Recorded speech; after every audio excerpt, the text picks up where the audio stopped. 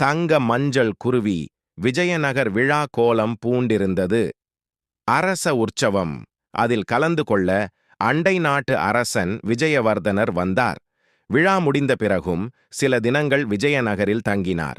ஒருநாள் அரசர் அவரிடம், அரசே, நான் கேள்விப்பட்டேனே, தங்கள் அவை புலவர் தெனாலிராமன் மிகவும் சாதுரியசாலியாமே. அவரிடம் சொல்லி, எனக்கு காலையில் தங்க மஞ்சள் நிறத்திலும் நடுப்பகலில் சிவப்பு நிறத்திலும் இரவில் 7 வர்ணங்களிலுமாக உருமாறும் அற்புதக் குருவி ஒன்றை கொண்டு வந்து தரச் சொல்லுங்களே என்றார்.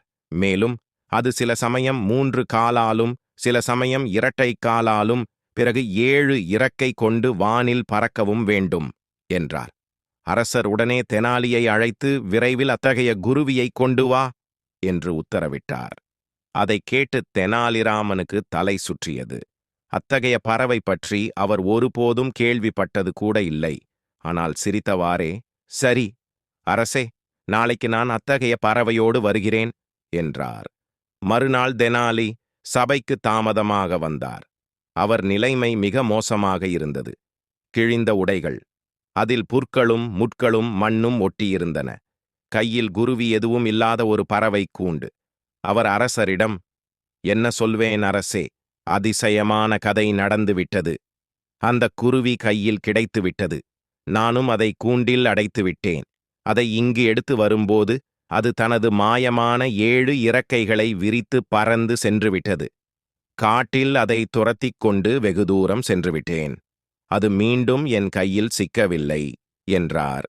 தொடர்ந்து, சற்று தூரத்தில் பறந்து சென்றவாறே அது என்னிடம் சொல்லிற்று, அரசரிடம் போய்ச் சொல், காலையாகிற போதோ அல்லது இரவாகிற போதோ அல்லது நடுப்பகல் ஆகிற போதோ வெளிச்சமோ இருட்டோ இல்லாதபோது நானே எனது 7 இறக்கைகளால் பறந்து திரும்ப வந்து விடுகிறேன் என்றது என்றார். அதைக் கேட்டதும் அரசருக்கு மட்டுமல்ல, அண்டை நாட்டு மன்னர் விஜயவர்தனருக்கும் தலை சுற்றியது. அப்படிப்பட்ட சமயம் எங்கு உண்டாகும்?